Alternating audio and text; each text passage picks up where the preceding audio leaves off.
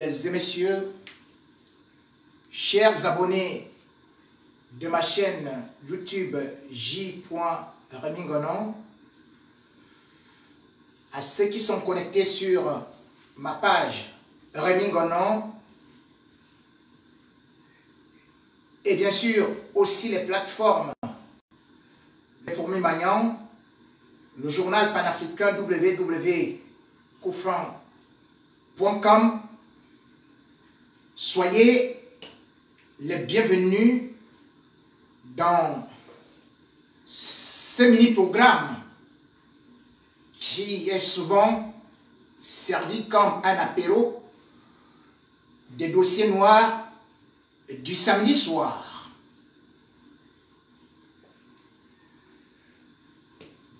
Je commencerai par citer Joseph Joubert qui disait, je cite, « La justice, c'est le droit du plus faible.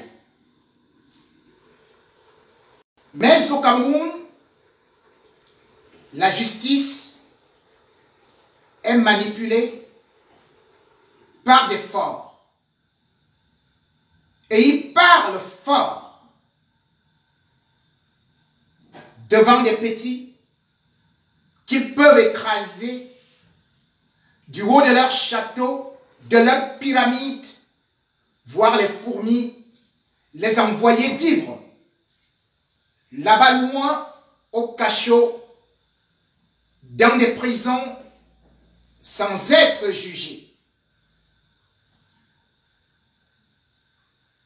La princesse, la déesse, Calixte Beyala, diplômée de tout et jouissant de toutes ces grandes relations, se tapant le torse, est convaincue qu'elle a le monde à ses pieds et toutes les autorités dans sa poche, peut donc se permettre d'envoyer un journaliste en prison sans être jugé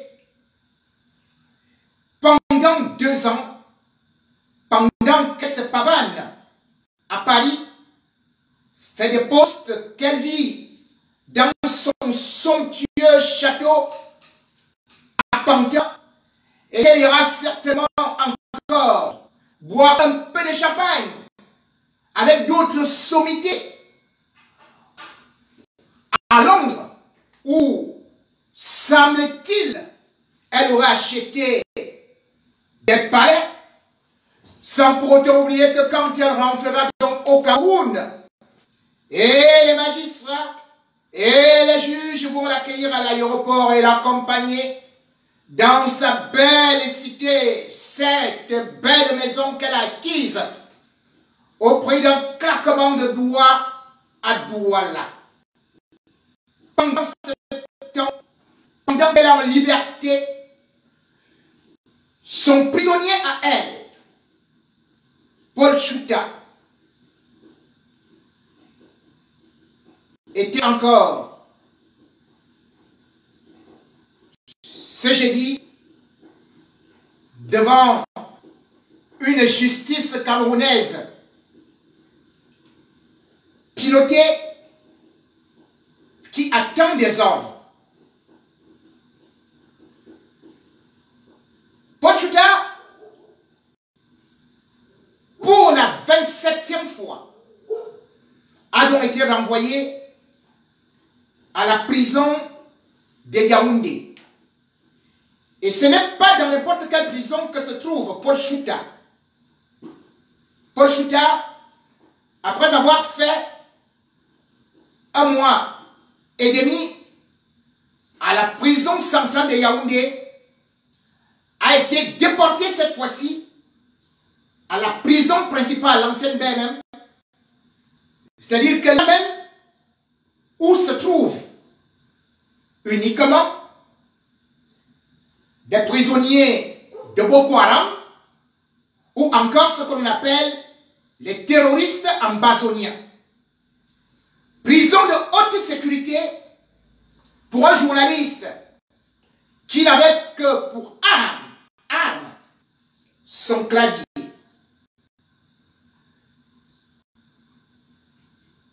Prison pour un journaliste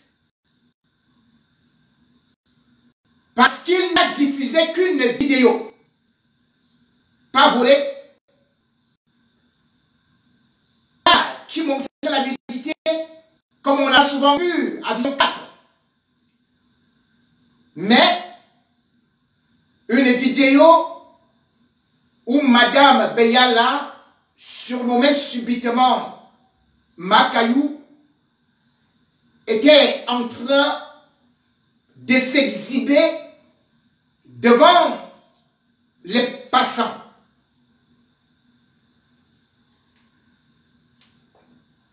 Paul Chouta, arrêté le 28 mai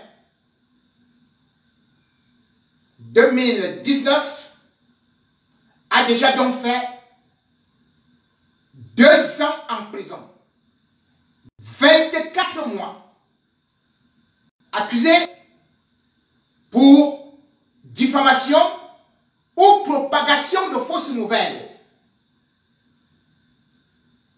Selon le code pénal du Cameroun, la peine maximale requise est de 6 mois.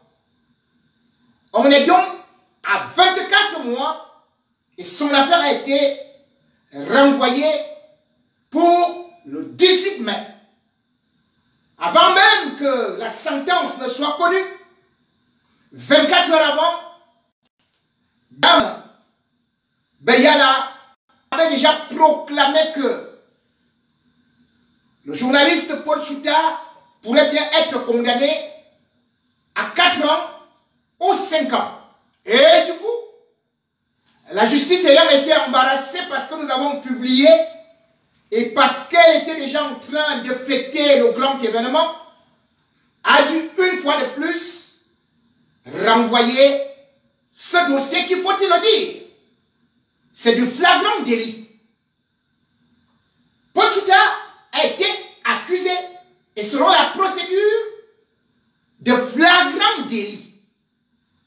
Quand on vous prend en flagrant délit, cela veut dire qu'il y a tout de suite des éléments sur vous, on vous trouve en train de faire l'action, et le magistrat, donc le procureur, a déjà ces éléments, et le juge ne peut que vous déférer en prison.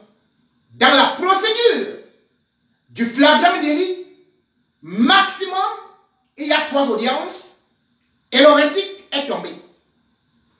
Mais pour le flagrant délit de Paul Chouta, il a fallu une plainte de Dame Beyala déposée en avril. Et on prend Paul Chouta en juin. Flagrant délit. Donc il s'est d'abord baladé à gauche et à droite, mais on a réussi, pendant qu'il se baladait, à marcher derrière lui avec des motos et à le prendre en pleine nuit pour aller avec lui à la PJ. Arrivé à la PJ, il a passé, faut-il le dire, beaucoup de nuits sans dormir. Le 3 juin 2019, on fait qu'il rencontre le procureur de la République. Et bien sûr, ce procureur, lui, avait déjà signé qu'il devrait être immédiatement affecté à la prison sans même la présomption d'innocence. Mais malheureusement, le dossier était vide. On a donc dû renvoyer le dossier de nouveau à la PJ pour complément d'enquête. Quelqu'un est pris en flagrant délit et son dossier est renvoyé pour complément d'enquête. Et il fait 13 jours avant qu'on le signe le mandat de dépôt. En pleine nuit, il était exactement minuit pour qu'il rejoigne la prison de Kondengui. Dans cette affaire, où Dame Calixte Beyala trouve que Paul Chouta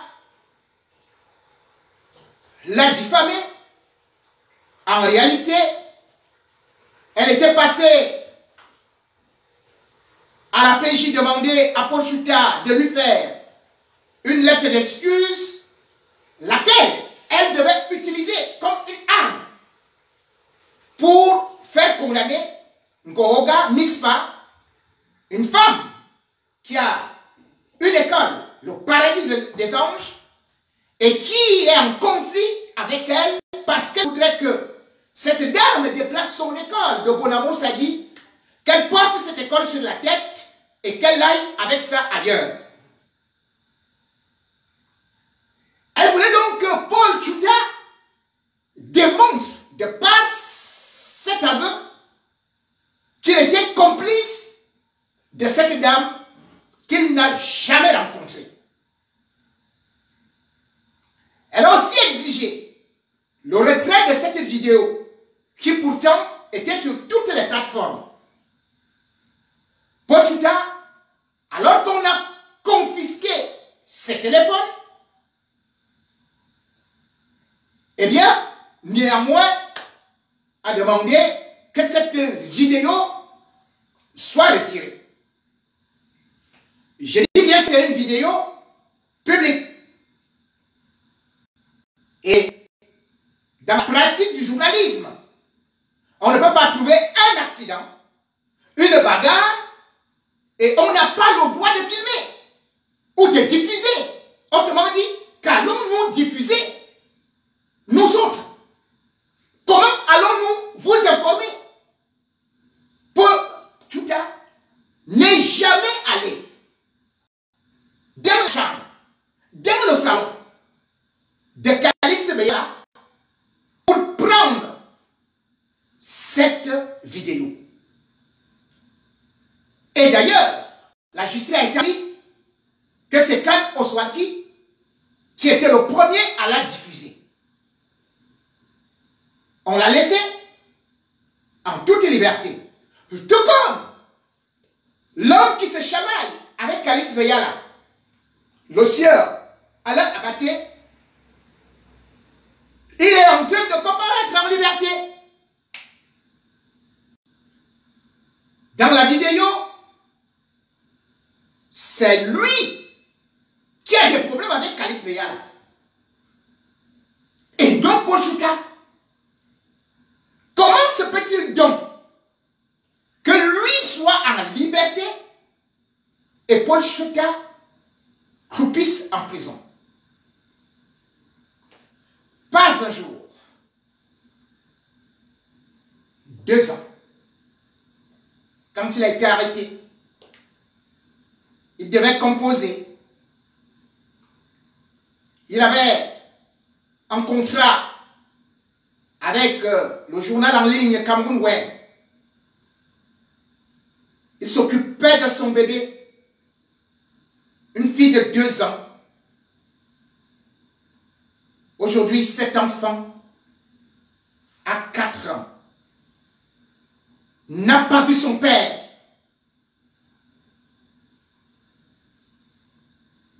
Comment s'occuper du loyer lorsqu'on n'a plus de salaire? Comment garder une femme à la maison lorsqu'on est en prison et qu'on n'est pas fonctionnaire pour attendre le salaire tombé chaque fin du mois? La famille est brisée. Parce que certainement, s'il lui arrive de sortir de cette prison, peut-être qu'il ne trouvera même plus son épouse. La douleur est intense Paul Chouta, si jovial, avec une santé de fer, a déjà une mine d'un camba au cercueil, ressemblant à un légume frêle. Parce que après le Covid-19, il a eu des malaises, il a un ventre qui parfois est en ébullition, où on soupçonne d'ailleurs un poison. Bibi Ngota est mort en prison, journaliste. Samuel Ouazizi est mort après avoir été torturé jusqu'à ce jour. Son cadavre n'a pas été rendu à la famille.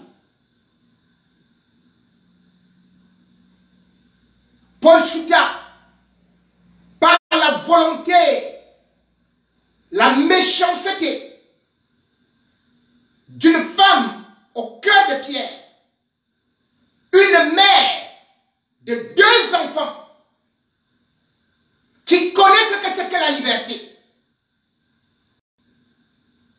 qui a passé son temps à calomnier, à dénigrer, à insulter, à traiter tout le monde de pédé. N'a-t-il pas insulté Maurice Kamto? N'a-t-il pas insulté les journalistes? Rappelez-vous, vous avez vu l'émission sur Canal 2 en 2017, l'arène, où Luc Periwanji, journaliste parce qu'il avait juste voulu faire son travail, a été copieusement insulté par Dame Beyala.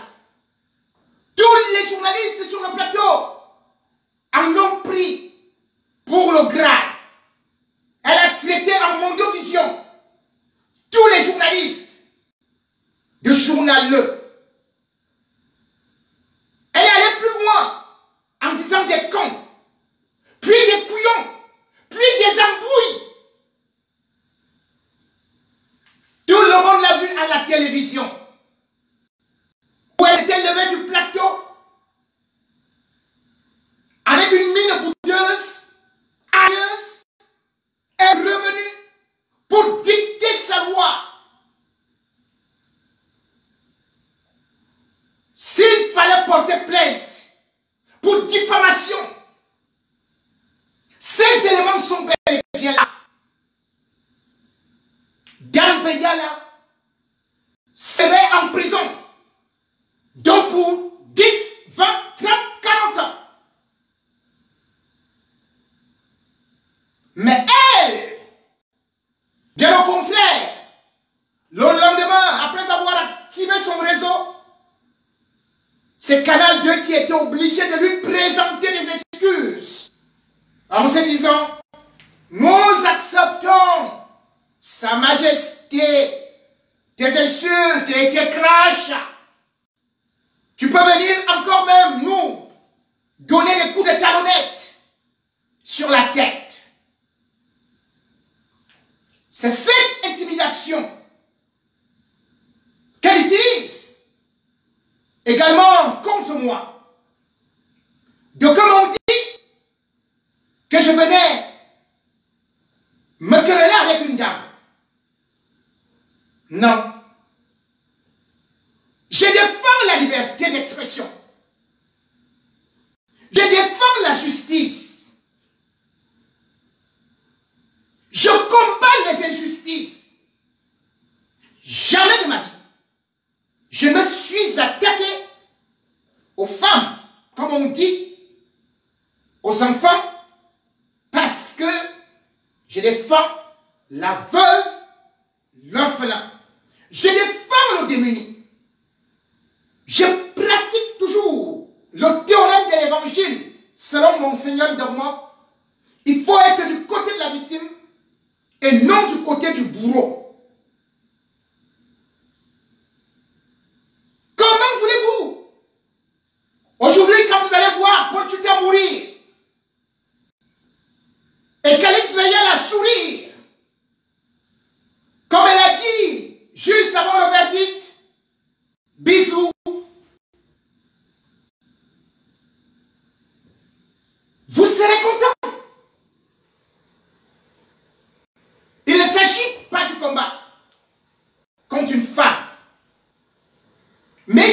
combat d'un système qu'elle représente, qu'elle défend, dont elle tient parfois la manivelle.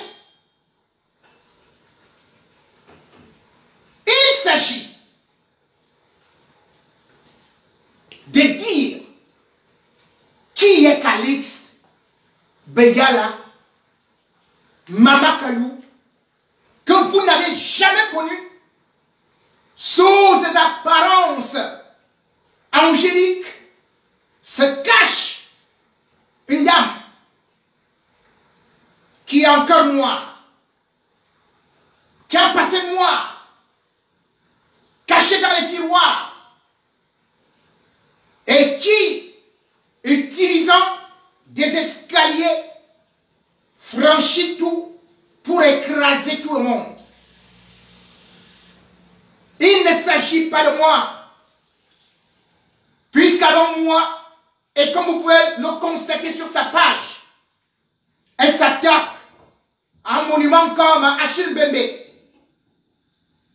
Achille Mbembe, nous allons y revenir, qui est une sommité intellectuelle,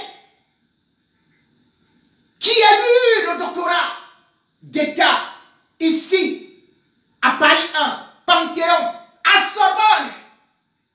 C'était en 89. Qui a enseigné à Columbia, en Californie, qui a enseigné en Pennsylvanie, dans les universités américaines.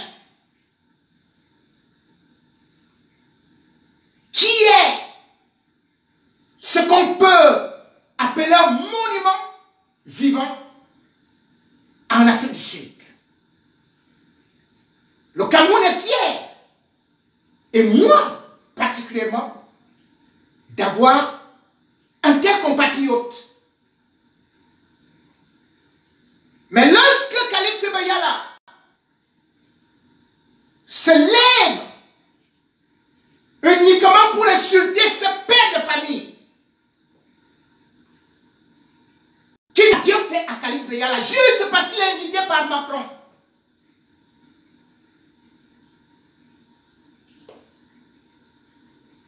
eh bien, elle devient panafricaniste.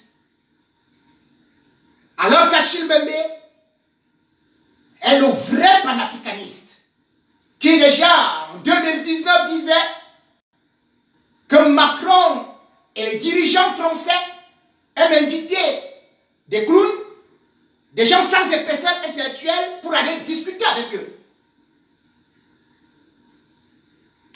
Aller discuter avec Macron, c'est un débat intellectuel où seuls des gens comme Achille Mbembe sont capables de dire ce que les Africains veulent,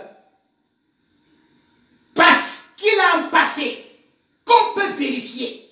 On sait là où il est né, Achille Mbembe. On a vu son parcours, on a vu son éducation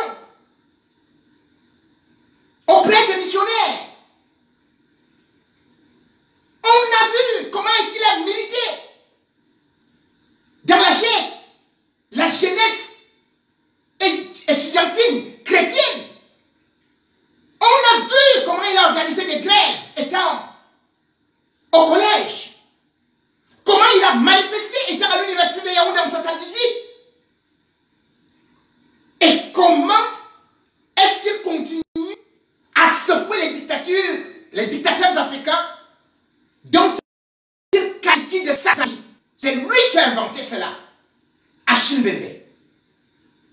Qu'est-ce qu'Achille Mbembe a fait contre Dame Calixte Beyala? Rien du tout.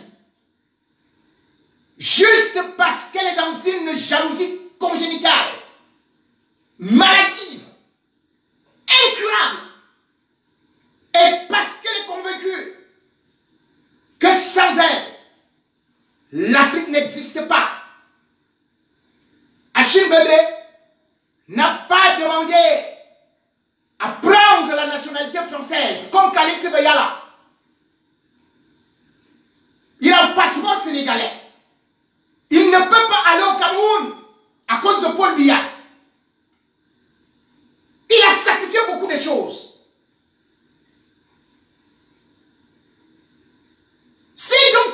Mayala va au clash contre Achille Bembe, insulte son âge, méprise ses diplômes. Si Kalisa Mayala est allé au clash avec Gaston Kalman, avec Lengana, avec d'autres universitaires, était-ce moi? Jamais quand Kalisa Mayala a insulté ses personnalités, ou Maurice Kamto, qui est sa brosse à dents, personne n'a réussi à mettre Kalisa Mayala en prison ou lui porter plainte. Mais c'est Kalisa Mayala qui met tout le monde en prison juste parce qu'elle va appeler le procureur Georges Meka pour venir la rencontrer à l'hôtel Montfébé. Madame Kalisa Mayala, vous avez dit que vous alliez me porter plainte parce que vous n'avez jamais été expulsé du Montfébé. Ce n'est pas seulement ça que j'ai dit. Mais je vais commencer par là, pour qu'on soit clair. Parce que vous avez fait semblant que j'étais en train de réciter une histoire présente. Alors que vous le saviez que c'est une histoire qui s'est déroulée à Yaoundé avant que vous ne veniez à Paris. Je voulais d'abord dire au peuple camerounais, africain, à la communauté internationale, que je ne voudrais pas aller dans des rez-de-chaussée, des jupons, des caleçons et autres. Parce que c'est la spécialité de Kalisa Mayala, dont on connaît, bien sûr, les livres à succès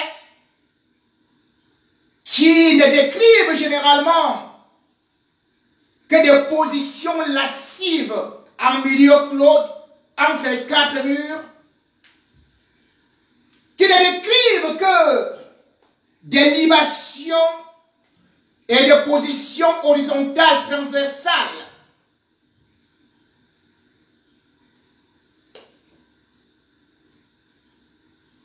Dans des hôtels ou avec des hommes mariés. Je ne voudrais pas m'y attarder parce qu'elle est spécialiste dans ça. Et c'est d'ailleurs ça qui fait son répertoire qu'elle peut gaillardement revendiquer comme étant une grande écrivaine. Ah oui, parce qu'elle a publié L'amant de maman. Vous entendez un titre? L'amant de maman. L'autre titre à succès. Comment cuisiner un mari à l'africaine.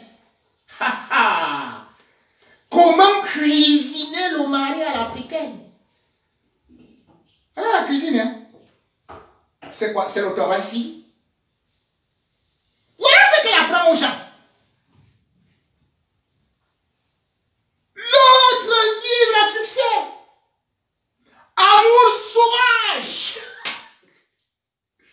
Amour sauvage. Imaginez. Amour sauvage, là, c'est quoi? C'est le taureau. C'est les lions. C'est les buffles. C'est quelle inspiration ça? Amour sauvage. L'autre livre à succès de Kalisa Mayala, dans son répertoire, magnifique, subliminal, grand intellectuel. C'est quoi? Femme africaine, femme nue. Voilà. Donc, pour être une femme africaine, vous voyez la comparaison. Son best-seller, le livre avec lequel elle est entrée dans l'histoire, a été intitulé, et tout le monde peut le réciter, dans des cours de récréation, dans des maisons closes. L'homme qui voulait m'envoyer au ciel, elle est allée premier niveau, deuxième niveau, troisième niveau, quatrième niveau, cinquième niveau, sixième niveau, septième niveau. Quelle montée pyramidale! Wow! Voilà notre grande intellectuelle.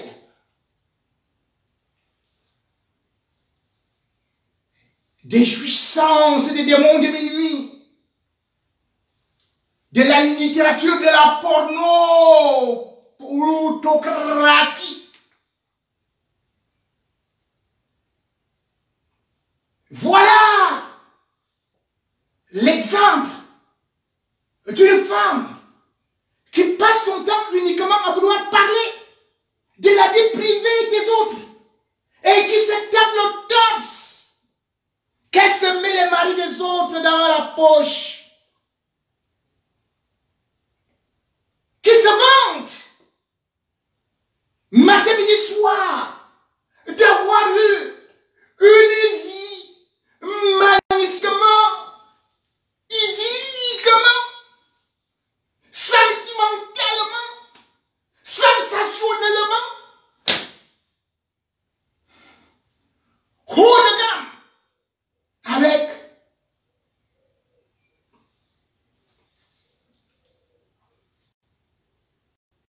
un animateur ou un journaliste d'un certain âge, marié depuis 45 ans.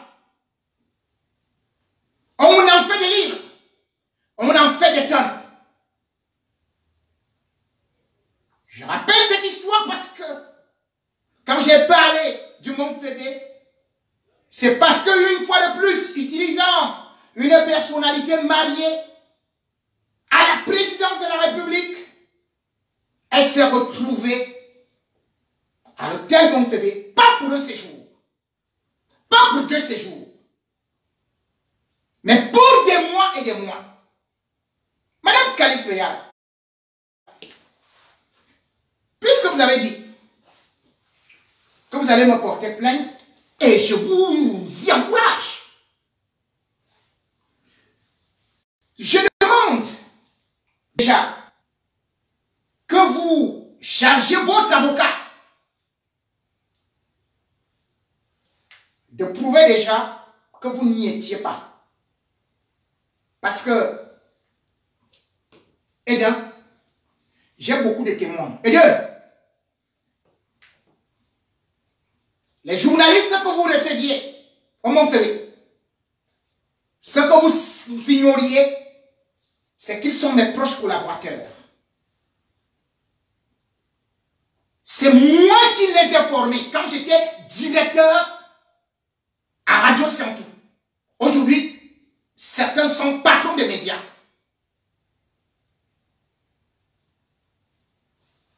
Macayou,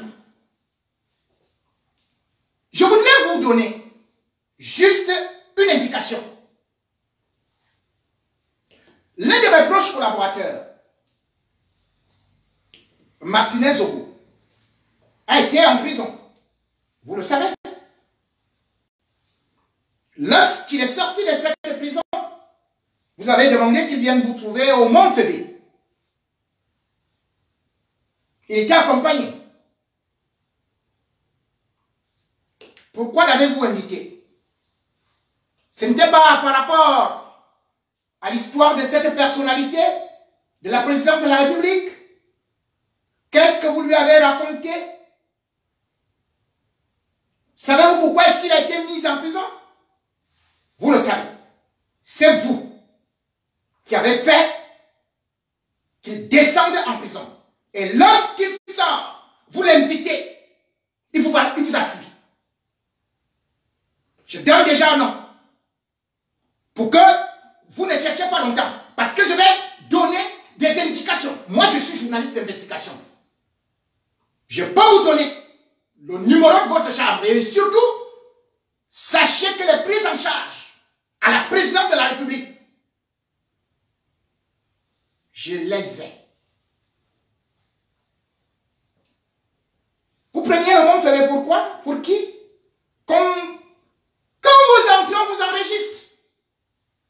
Si vous pouvez demander et démontrer au peuple camerounais que votre hôtel n'a pas été payé par leur argent, eh bien,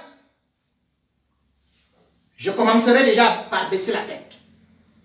Pour cela, il faudrait que vous montriez comment votre carte bancaire a été débitée. Mais moi, je soutiens que lorsque la personnalité cette personnalité, franchement, ça me fait mal au cœur de venir exposer ces histoires et c'est pour ça que je ne cite pas son nom. Appelle au directeur général pour dire stop, il n'y a plus de prise en charge. On est venu vous le dire. Vous avez fait du bruit. Et vous êtes sortis. Pouvez-vous nous produire vos factures du Mont-Févé, les jours, puisque moi j'ai des journalistes et des personnes qui sont venus vous rencontrer au Mont-Févé. Et parce que je vous ai dit, les prises en charge sont là. Venant de la présidence de la République. Vous ignorez que quand je commence une enquête, je vais d'abord, je prends beaucoup de documents. Et quand il faudrait les publier avec votre autorisation, ce sera la fête.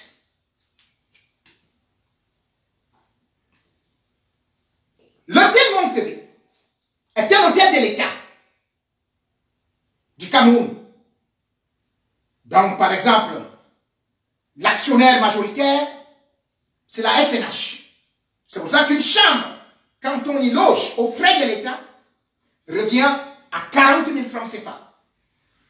Il faudrait donc nous montrer vos factures payées de vos poches du Mont-Févé. Parce que vous n'avez pas discuté que vous y étiez. Parce que le personnel vous a servi. Et parce que votre nom est bien marqué. Et parce que vous avez organisé des réunions avec des journalistes pour déstabiliser les bourses de cette haute personnalité de la présidence de la République. Cette histoire est connue dans tous les réseaux sociaux.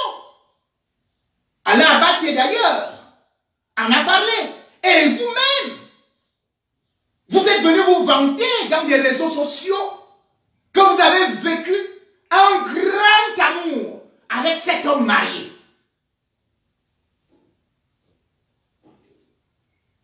Ça va par la tête?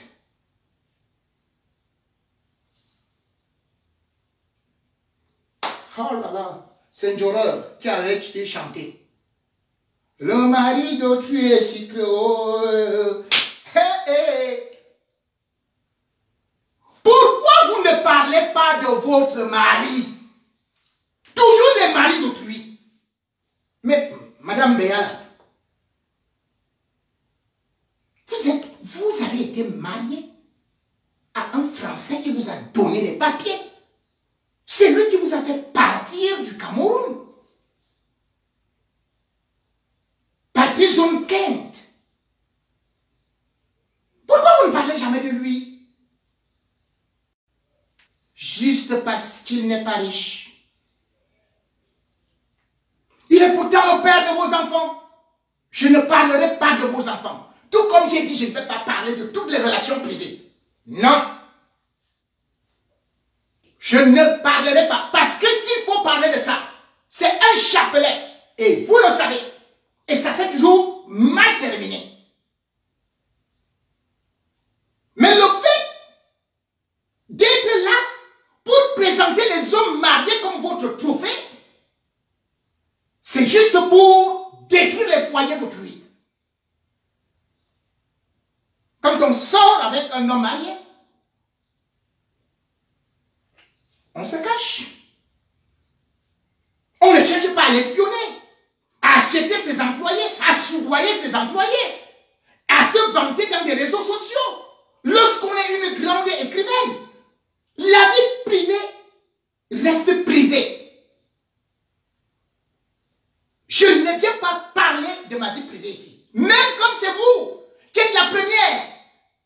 Au lieu de parler des problèmes que je soumets, vous partez seulement sur la vie privée. Vous me traitez d'être votre co-épouse. Et c'est vous qui allez porter plainte. Hein? Vous ignorez que tout ça est déjà bien enregistré. Vous allez démontrer là où je suis votre co-épouse.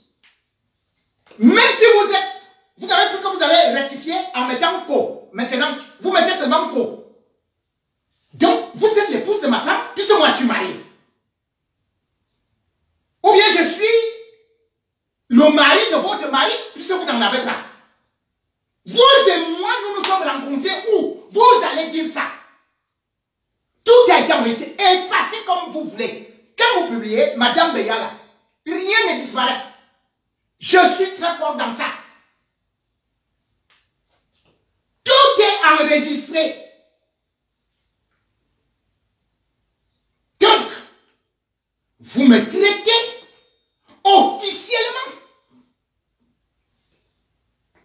d'être recto verso, d'être votre rival, d'être votre co-épouse. C'est vous qui l'avez écrit, pas sur un poste. Pas sur 2 postes, mais plusieurs. Vous êtes allé plus loin quand je viens faire cette sortie. En me traitant de violeur, comme vous traitez tous les hommes. Ai-je déjà été condamné pour un viol?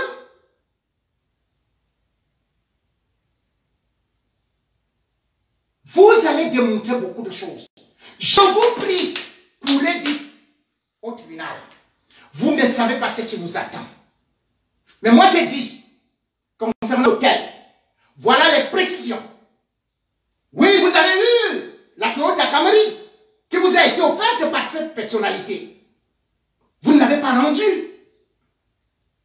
Et qu'est-ce qui s'est passé? Parce que cette personnalité s'est sentie en danger, encombrée, et que sa carrière était en danger.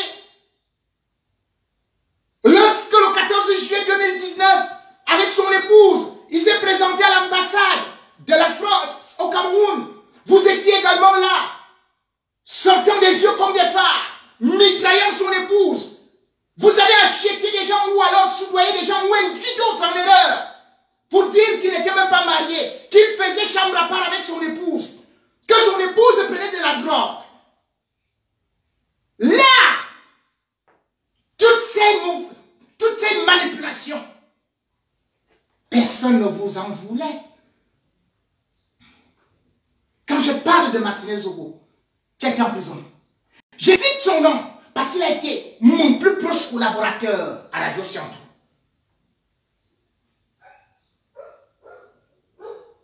Parce que les autres, je ne les cite pas encore, mais vous connaissez combien ils sont. Puisque vous avez d'ailleurs dit à cette personnalité de la présidence qu'il faudrait avoir les journalistes en poche, par voie de conséquence, il fallait que ce soit vous qui fassiez des factures pour aller repayer ces journalistes-là. Cette personnalité a compris que vous étiez en train de bluffer puisque vous aviez déjà dit que vous connaissiez Hollande.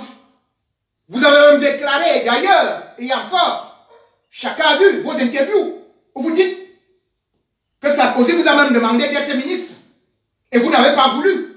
Mais c'est au Cameroun que vous partez négocier pour devenir ministre de l'Éducation ou président du conseil d'administration. Mais ça,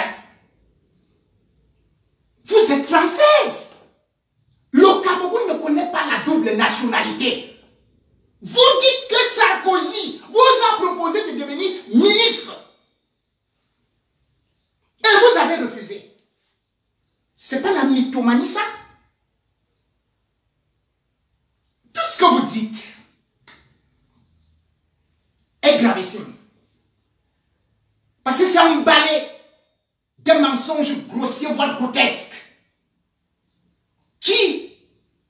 Mais pour le plus naïf, le plus crédule des imbéciles, comprendrait tout de suite que vous êtes dans la manipulation parce que vous voulez toujours vendre quelques petits services. Ces services qui parfois passent par la cuisse.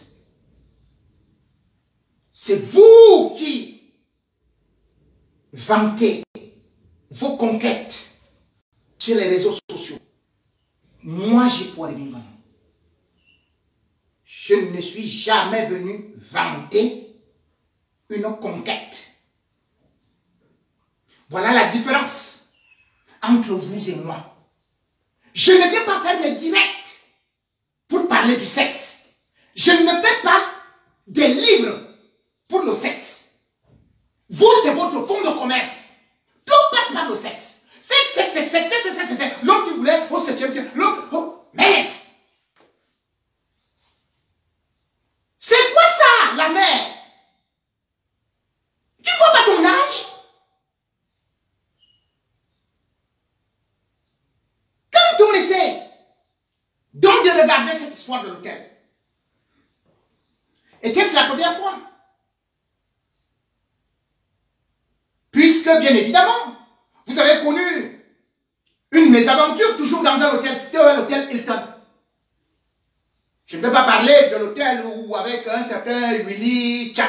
Pardon, je ne prononce pas son nom. Il n'a rien à voir. Mais l'ancien directeur du cabinet civil, M. Wellinger, ne vous logez-t-il pas à l'hôtel Hilton? Vous qui êtes une grande dame, qui vendez des livres, qui êtes si riche, qui avez des maisons à Londres, sauf que vous n'avez pas donné l'adresse, hein? Sachez que vos déclarations vous mèneront loin. Parce que vous êtes française. Dans votre patrimoine, vous dites avoir des biens à Londres, en France, au Cameroun. Est-ce que le fisc le sait, même quand vous vantez que vous le payez? Ok, vantez-vous. Mais vos déclarations se retourneront contre vous. Makaï, puisque j'étais donc en train de parler du Hilton, et comme je vous ai dit, je ne descends pas au rez-de-chaussée sur certains détails, mais on est parfois obligé, lorsque les gens utilisent des raccourcis, de raconter certaines petites histoires sans aller au-delà, puisque vous avez bénéficié de beaucoup d'autres choses.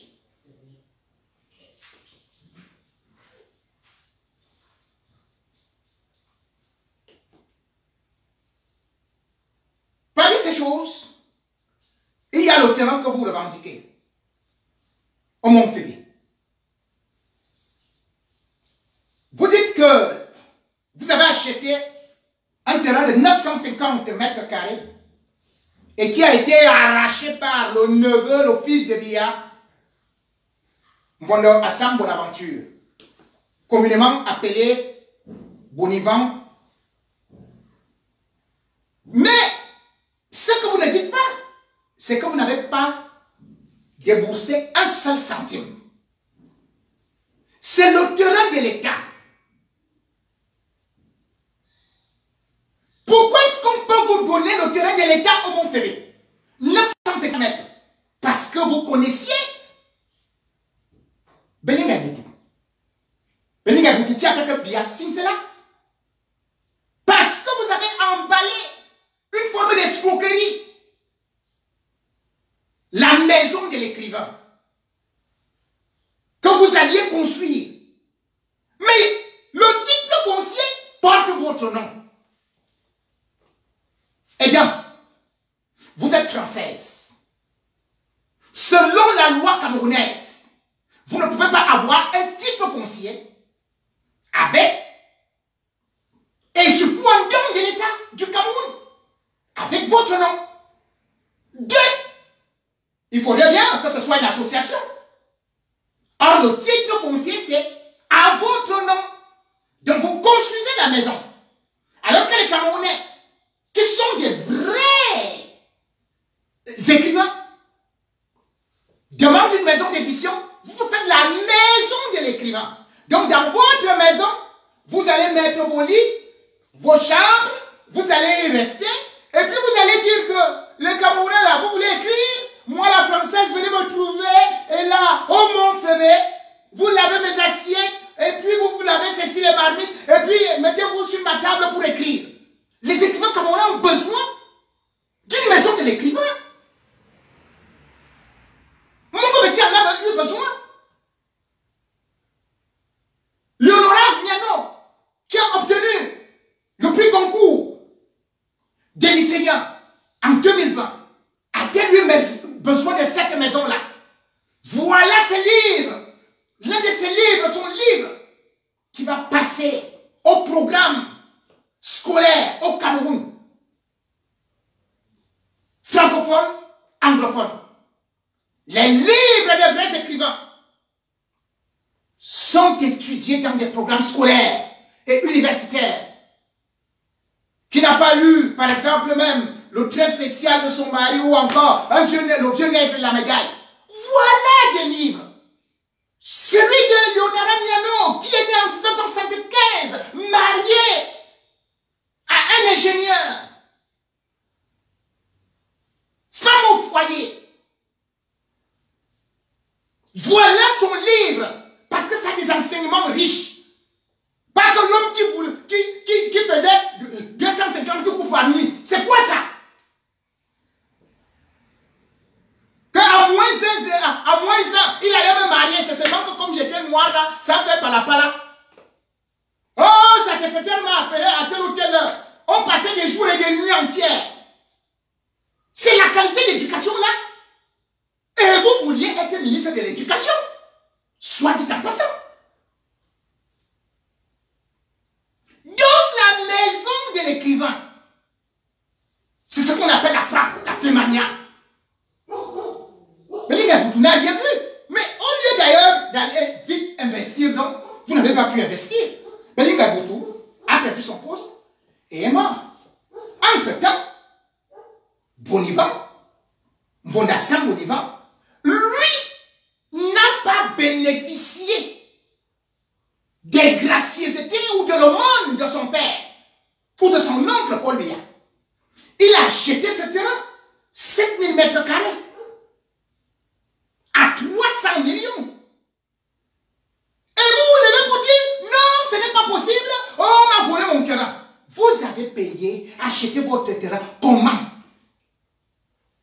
Quand on est étranger au Cameroun, même les Chinois, on donne des concessions, on détermine une durée. Vous pouvez exploiter cela pendant 99 ans ou telle période. Pas plus. Comment vous vous retrouvez avec un titre foncier définitif? Et le pire, c'est que, et il y avait ici, d'ailleurs, en septembre 2020, a même encore décidé de vous offrir un autre terrain à Yaoundé Premier. Vous avez refusé. Parce qu'il disait que c'est une compensation et tout et tout. Mais logiquement, comment une Française comme vous, le Cameroun ne connaît pas la double nationalité, peut aller revendiquer le terrain au Mont-Fébé? Votre village est où?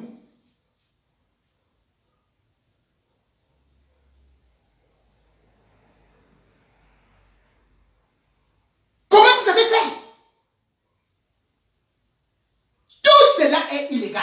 Donc sachez-le, même ce terrain-là, si vous l'avez, moi j'y pourrais venir avec d'autres associations et avec Abdelaziz Moundé, mon jeune frère là, qui revendique la restitution des biens de l'État.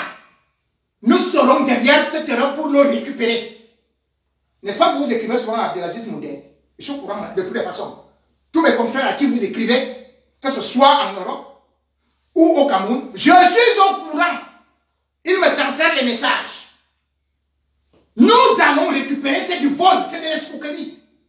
Les Camerounais sont là-bas. Ils sont des écrivains. Ils ont une plume magnétique. Et c'est vous qui venez construire une maison de l'écrivain et vous mettez ça à votre nom. Ah non! Ah non!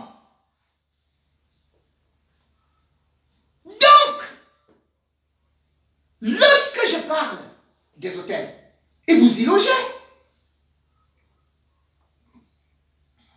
Et pourquoi est-ce que ça s'est gâté? Ça s'est gâté pour vos ambitions démesurées. Vous vouliez devenir secrétaire général de la francophonie. Et d'ailleurs, votre ami, sur lequel vous êtes également monté, Jean-Pierre Dupont, ce grand historien, qui connaît beaucoup de personnalités, eh bien, vous avez d'ailleurs découragé, tout comme vous avez voulu créer l'association Les Français Africains. Et d'ailleurs, il raconte très bien comment est-ce qu'il vous avait découragé par le truchement de l'avocat Feu Vergès, que c'était impossible, parce que c'est illégal et anticonstitutionnel, parce qu'il n'existe pas de Français africains. Il n'existe pas d'Indiens africains. Il n'existe pas de Chinois. Il n'existe pas de Chinois français. Il n'existe pas de Français africains. Il n'existe pas de Russes africains. Non, français. On est français, point final. Mais vous avez insisté de monter ça. Mais là où vous avez échoué, c'est que, en voulant encore monter beaucoup plus, comme le dit un proverbe africain, plus le singe grève, plus il monte sur son cul, eh bien, on a vu que vous avez perdu le sens de l'orientation parce que vous avez misé l'OIF, c'est-à-dire la francophonie, l'Organisation internationale de la francophonie. Et c'est là où vous avez été battu. Vous avez été battu parce que la France ne vous considérait pas. Et parce que vous croyez que le Cameroun allait vous soutenir. Non. Paul Biya et votre Bellingue Boutou ont plutôt soutenu Michael Jean, d'origine haïtienne, de nationalité canadienne, ancien journaliste à Radio-Canada, que vous avez copieusement insulté. Elle est donc devenue secrétaire générale de la francophonie le 1er janvier 2015. Quelles icônes françaises ou africaines vous ont soutenu? Ramayad était la première à vous tourner le dos. Taubira, cette grande dame, elles toutes sont parties soutenir plutôt Michael Jean. Cette femme qui est aussi mariée, oui, elle est mariée. Elle est mariée pas à un homme marié. Non, elle est mariée à son propre homme. Votre part, c'est oh, le mari, vraiment le mari d'autrui. Oh, j'ai connu un homme marié, il était tellement sucré, pimenté et salé. Oh, l'homme marié encore. C'est quoi? Toute une vie. Mais Anne Hidalgo a soutenu Michael Jean. Vous dites que vous êtes grand écrivain. Mais dans vos œuvres, regardez, ça représente quoi? Lorsqu'on voit par exemple une autre, c'est-à-dire que Yonora Miano, prix concours des lycées en 2006, 19 ouvrages. Elle est née en 1975. Plutôt 113.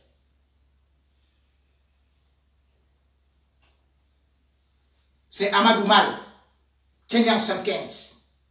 Regardez la prestance de ces dames.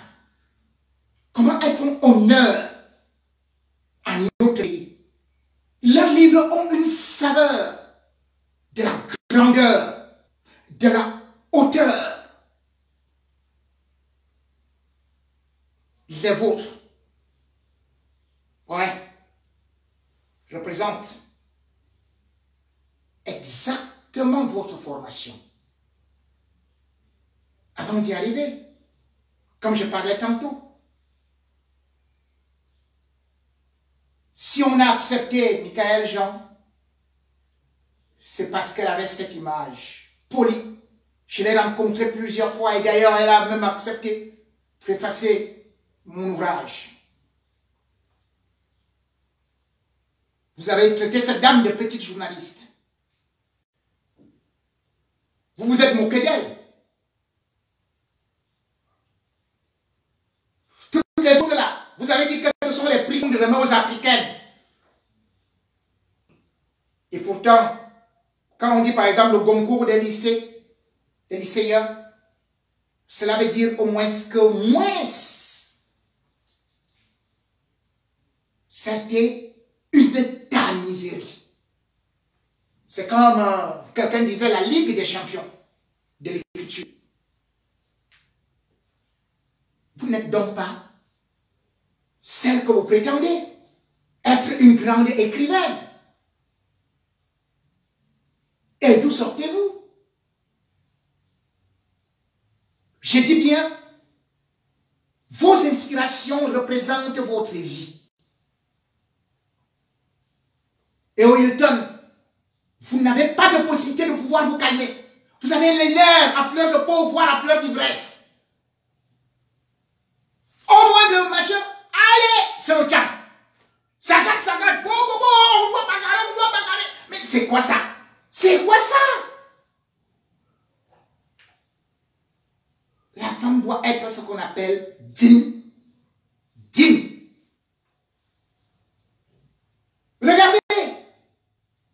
Lorsque on vient de vous inviter en 2016, c'est Paul Biaki pour la 8e édition de ce qu'on pouvait appeler le FENAC, de ce qu'on appelle le FENAC, a fait que les artistes camerounais arrivent. C'était entre le 8 novembre et le 13 novembre 2016. Mais vous êtes arrivés à Yaoundé. Les deux têtes de série, c'était Manu Dibango et Saleh John. Qu'est-ce que vous avez fait? Tous les artistes devaient être logés au Mont Fébé, comme vous, sauf Manu Dibango qui devait être au niveau du Hilton. Vous avez signé indien que vous restez au Hilton. Le ministre Moué Kombi, qui a agrégé, même comme vous l'insultez, il a agrégé. Hein? On peut bien critiquer, mais on connaît quand même qu'il a agrégé. Il est né en 62. Vous dites que vous êtes né quoi là? En 61. Hein?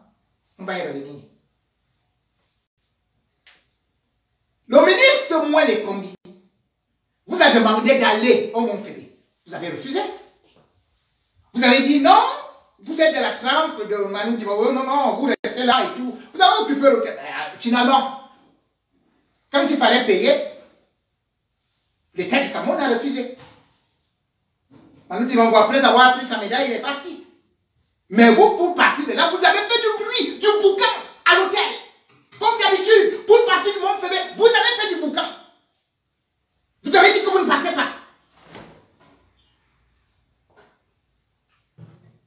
Il a fallu que l'ancien ministre Saleh, qui est devenu sénateur, c'est lui qui a payé votre facture.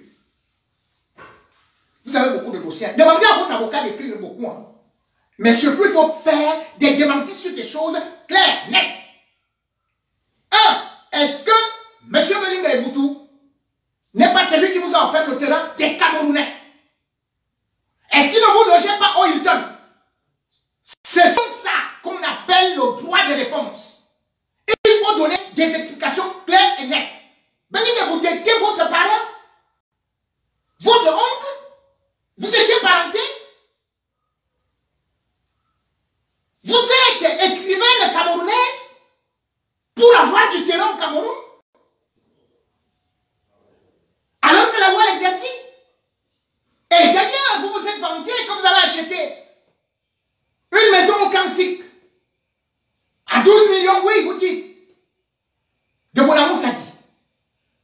Mais soyons sérieux. L'État du Cameroun, Ahmed Ouahidjo, construit des maisons pour les fonctionnaires camerounais, les désœuvrés, ou bien la classe moyenne. Les Camerounais doivent être achetés de ces biens. C'est eux uniquement. Je n'ai jamais vu un Chinois, un Indien aller acheter au Kansai. Puisque le Cameroun ne connaît pas la double nationalité, vous avez acheté avec quelle pièce d'identité?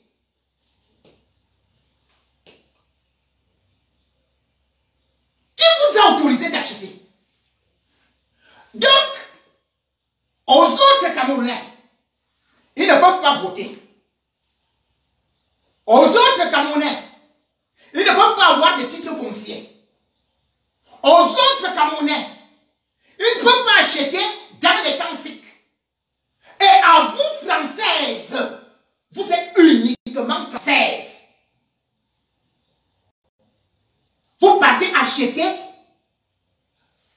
une maison sociale alors que vous êtes riche. Mais, attendez, c'est pas possible. C'est comme si on dit en France qu'on offre les HLM aux médecins, aux cadres supérieurs. Je ne suis pas ici dans un HLM. Comment vous pouvez aller acheter un HLM au Cameroun? Mais c'est incroyable. Un Camerounais peut quitter, boum, il vient en France. Il voit le HLM, il dit, bon écoutez, je vais acheter le HLM là. Vous avez vu ça où? C'est possible ça? Quelqu'un qui du Cameroun, il vient acheter un HLM direct là.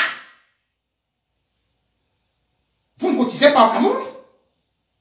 Vous n'avez jamais travaillé au Cameroun? Comment se peut-il donc que vous soyez en train de profiter de ce que les Camerounais ont bâti?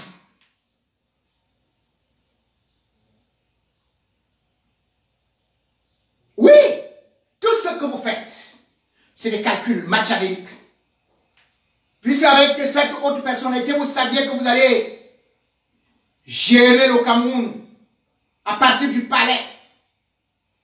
Mais en réalité, cette personnalité s'est vite rendue compte que vous étiez en train de la manipuler. Vous avez même fait croire au monde entier, y compris à moi-même, que par exemple Martinez Zogo a été envoyé en prison par l'épouse de cette personnalité. Or, l'épouse de cette personnalité n'avait même pas porté plainte. Lorsque Martinez est arrêté, il n'y a pas de plainte. C'est vous, avec votre relation Georges Meka, le procureur qui actuellement est en brousse à l'Est. Vous l'activez. C'est comme ça que Martinez est arrêté. Amoubeling va aussi intervenir parce qu'il voulait se faire encore pardonner auprès de cette personnalité. L'épouse n'a été entendue que quand Martinez, lui, il était déjà dans les filets déférés. Elle a été entendue chez elle. Mais on a voulu nous présenter que non, c'est elle qui a envoyé un journaliste en prison et tout. Mais vous voyez comment est-ce que Martinez est sorti? Martinez est arrivé après Paul Chouta. Et puis, la femme d'autrui, cette grande dame que je respecte, a tout fait que, pardon, laissez le gars d'autrui, laissez-le, je ne veux pas. Paul Chouta est là. Et vous venez en mars, après avoir déclaré à la CRTV, en 2020, dans une émission, que non, vous avez retiré votre plainte. Vous n'avez jamais retiré votre plainte et les avocats l'ont démontré. Et puis, vous arrivez dans un média français, on vous dit que Paul Chouta, c'est non seulement, ce n'est pas vous, il y a beaucoup de plaintes et aussi, beaucoup de femmes ont failli se suicider. Il encourage le viol, c'est un violeur. Dans une affaire en instant, une affaire pendante, en justice, vous le savez bien, ça ne se commande pas comme ça. D'autant plus que vous êtes la plaignante. D'autres peuvent le faire, pas vous. Et la plainte que vous avez déposée, c'est diffamation et non viol. Vous venez dans un média international en France, accuser un jeune homme de viol. Mentir publiquement. Qui a d'autres plaintes? Paul Chouta, il y a zéro plainte. Sylvie, citez-moi le nom de ces femmes. Aucune plainte de femme n'a été déposée à part Kalix Beyala. Aucun homme n'a déposé de plainte contre Paul Chouta. Sylvie, Kalix Beyala, demande et démontre-nous. Donne-nous les noms de ces femmes. On ne peut pas être si méchante. Ça vous rapporte quoi? Vous avez 2 enfants qui sont en sécurité. Même que vous dites que votre fille a péché, elle est mariée à Montpellier. Enfin, Montpellier, je ne parle pas d'elle. Et c'est la vie des enfants des autres que vous brisez.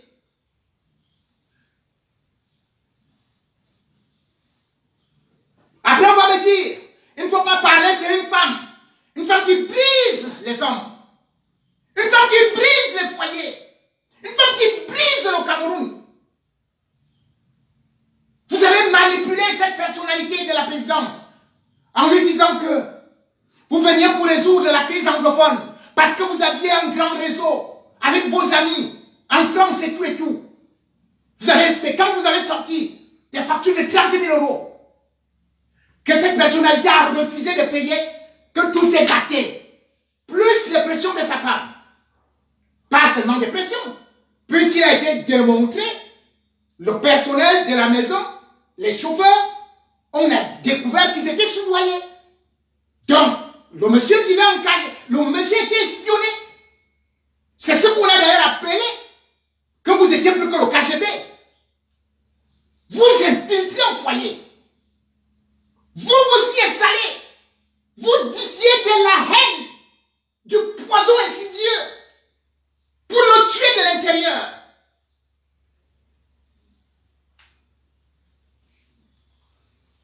Où est votre mari?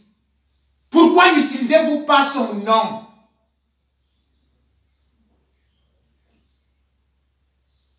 Vous dites maintenant que je suis l'amant de votre mari. Vous n'avez pas de mari. Et c'est vous qui courez vite. Heureusement, le jour de la plainte, vous allez vous rendre compte que ce n'est pas seulement contre moi. Ce sera contre Reporters sans frontières. Parce qu'il y a ce qu'on appelle derrière vous le trafic d'influence, la séquestration d'un journaliste. Vous aurez des associations de défense des droits de l'homme. Vous aurez les fourmis magnants. Vous aurez le conseil des Camerounais de la diaspora.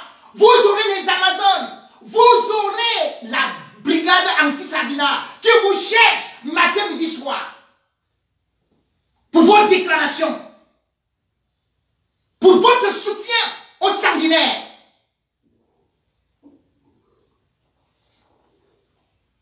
Vous osez dire que vous êtes utile au point d'insulter des personnalités. Dès que quelqu'un est devant vous, vous insultez seulement son sexe. Vous avez même insulté le sexe. Ou alors, la maman de Bonivan, de Bondassam Bonivan. Quand vous êtes parti, la dernière fois, disant que vous vouliez bien investir sur le terrain de Bonivan, parce qu'il vous appartenait, eh bien, les policiers sont arrivés avec les gendarmes. Mais qu'est-ce que vous avez fait dès que vous avez vu Bonivan? Vous avez insulté sa mère. Sa mère! Je n'ai jamais insulté la mère d'autrui.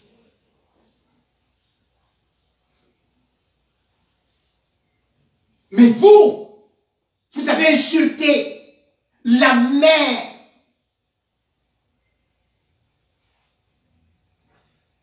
du neveu de Paul Biya.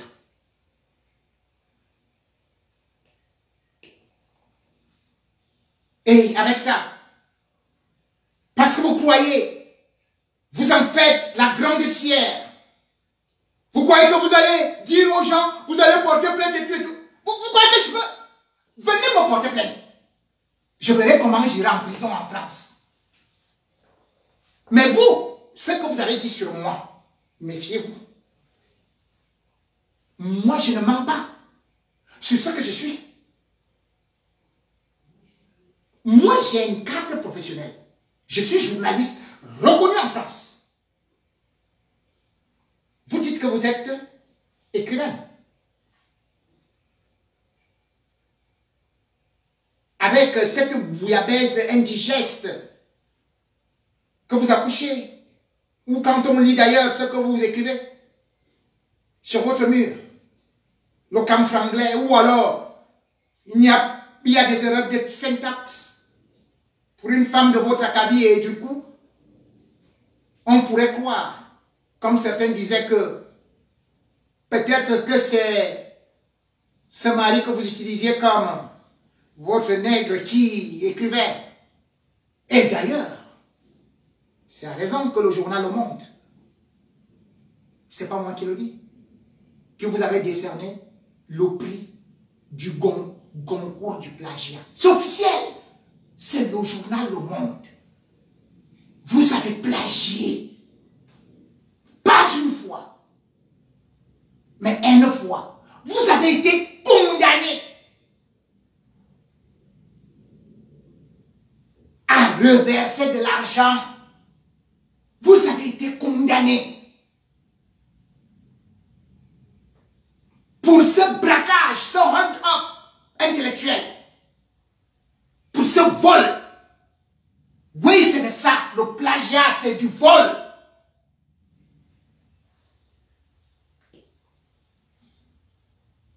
Moi, j'ai lu mon petit livre,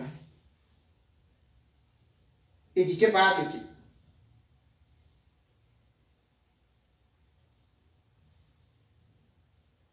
Et ce n'est pas n'importe qui que le groupe L'équipe édite. Hein. J'ai aussi obtenu le prix Marcel Anselme. Moi, je suis journaliste. Vous, qui êtes écrivaine, c'est toujours dans la mafia.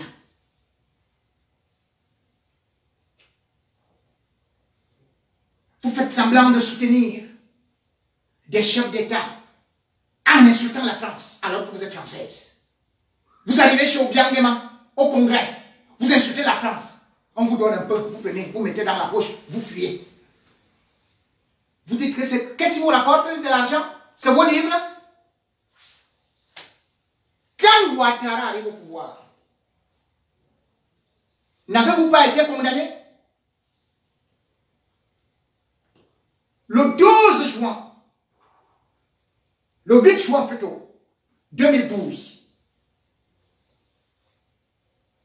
la justice ivoirienne, juge d'instruction, a saisi le ministère de la Justice pour une commission rogatoire pour saisir la France, afin de vous interpeller, de vous arrêter pour recel, vol des deniers publics de la Côte d'Ivoire. Parce que les 14, 15 et 17 décembre 2010, en pleine crise ivoirienne, vous avez profité d'un cafouillage où vous avez demandé à Madame Apia. Elle vous a versé de l'argent, soi-disant droit d'auteur. Droit d'auteur dans une banque agricole. J'ai dit, hein? Ma caillou. Tu sèmes les cailloux et tu vas récolter dans une banque. Tu sèmes les cailloux à Bounamou Sadi. Et tu vas récolter les droits d'auteur en Côte d'Ivoire, dans la BFA. Hein? C'est une banque agricole. Vous avez récolté, madame. Combien? 134 millions 485 185 francs CFA, soit 205 000 euros. Vol par le touchement de Madame Apia. Et en Côte d'Ivoire, tout le monde a commenté cela comme étant les droits de cuissage. On a mené une enquête. Expliquez au monde entier comment vous écrivez vos livres en France. Que l'homme voulait vous amener au 7e ciel. Puis, boum, le parachute est tombé. Vous avez repris la marche à pied pour aller au 2e, au 3e ciel.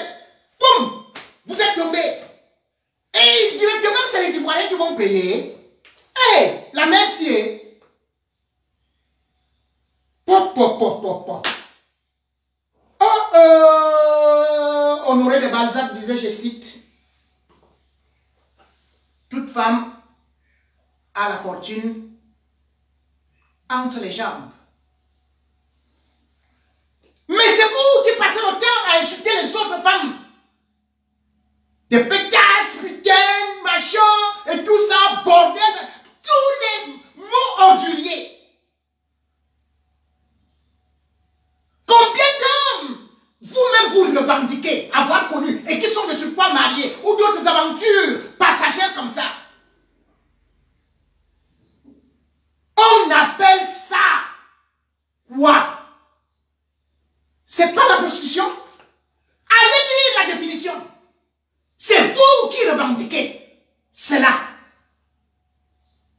Je suis sorti avec elle, c'était magnifique. Oh. L'autre c'était dangereux. Oh, j'ai ronflé, j'ai crié, j'ai...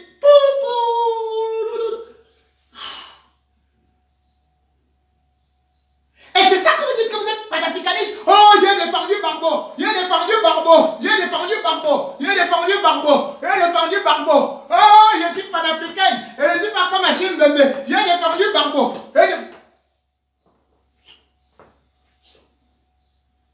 Vous avez défendu Barbeau où? Moi, quand je parle de Pochuta, il ne me donne pas un centime. Quand je parle des dirigeants africains, comme vous dites que vous avez défendu aussi Kadhafi, qui a été tué, malgré vos défenses. Et donc on dit que dans les hangars, on ne sait pas comment, quelle chanson tu avais là-bas. Enfin, c'est mon ami Jean-Pierre Dupont. D'ailleurs, je vais publier un de ses articles qui décrit ce qui se passait là-bas, en Libye. C'est que j'appelais ça.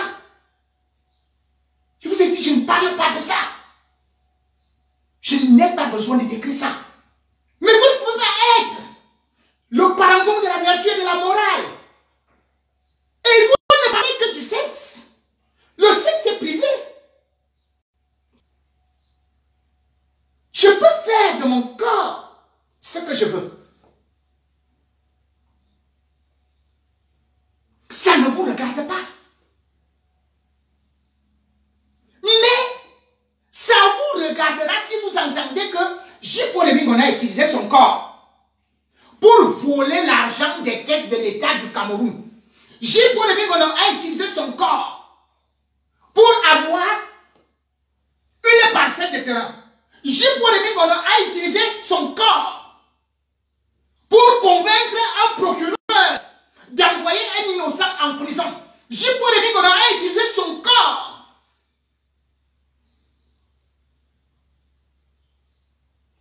pour narguer le peuple. Tant que vous utilisez votre corps, utilisez-le recto verso. Je ne suis pas là et pleurez, criez chez vous. Je ne ne suis pas là. C'est votre vie. Parce que j'ai la mienne. Comme aujourd'hui, vous voulez nous montrer donc que vous êtes l'une des plus grandes savantes de la planète Terre.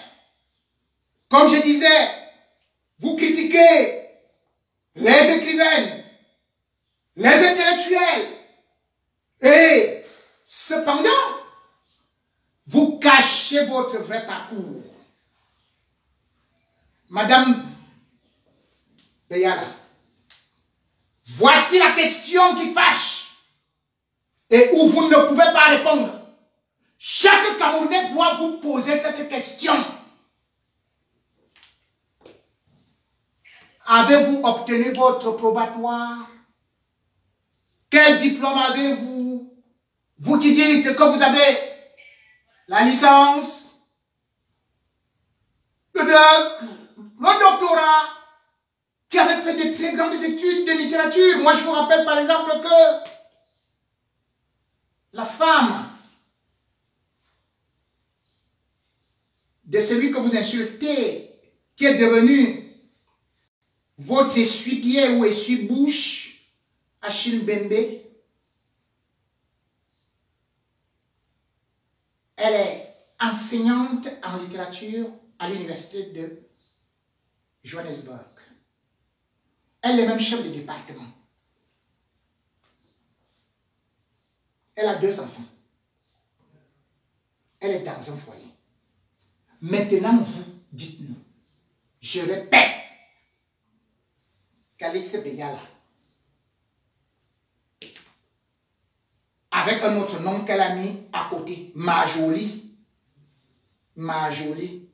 Marjolie est Trinezet. Marjolie est Trinezet. Marjolie est Trinezet. Marjolie est Trinezet. Marjolie est Trinezet. Vous connaissez la chanson? Voilà le prénom de Calixte. Marjolie. Marjolie est jolie et très jolie, Olivier. Les gens littéraires. Eh bien, c'était au lycée polyvalent à Douala, à Bonanjo. 0.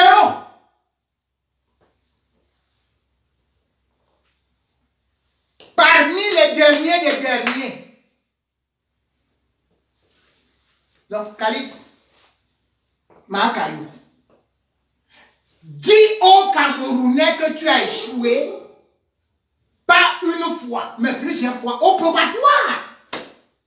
Si tu nies, tu viens nous démontrer le parcours. Est-ce que c'est difficile ça? Moi, je dis toujours aux gens, je suis capable de vous démontrer que le diplôme que j'ai obtenu, c'est ma carte de baptême.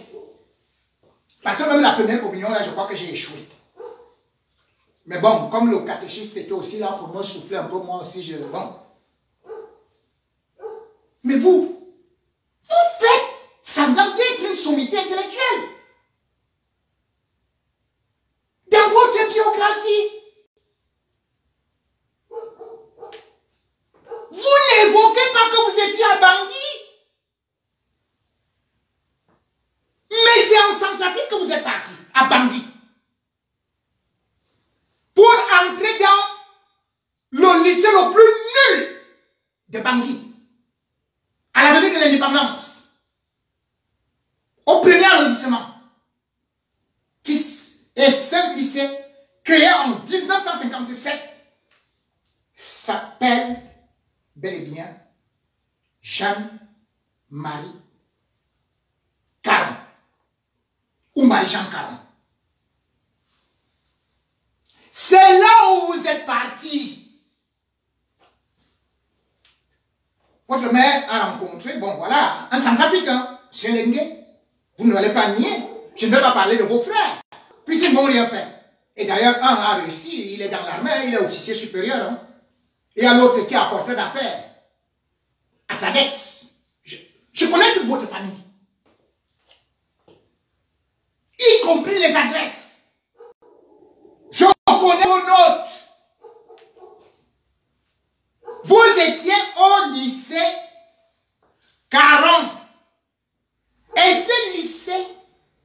était destiné pour les filles qui sortent de l'école ménagère. École ménagère et non littéraire. Hein? Makayou. Si je mens, tu démontres cela.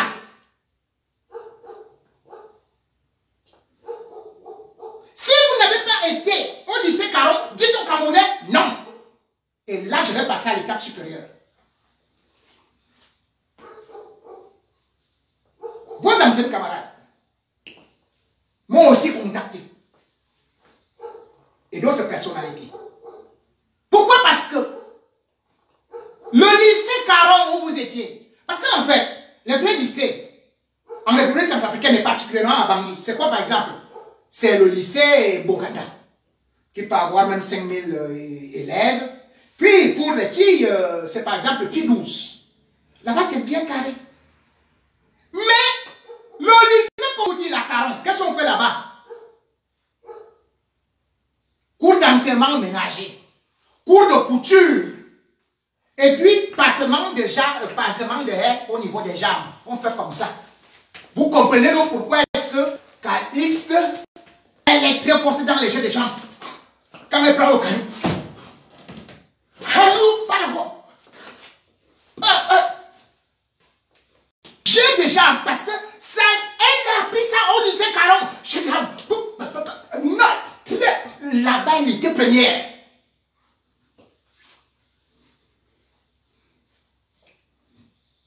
Et le lycée Caron,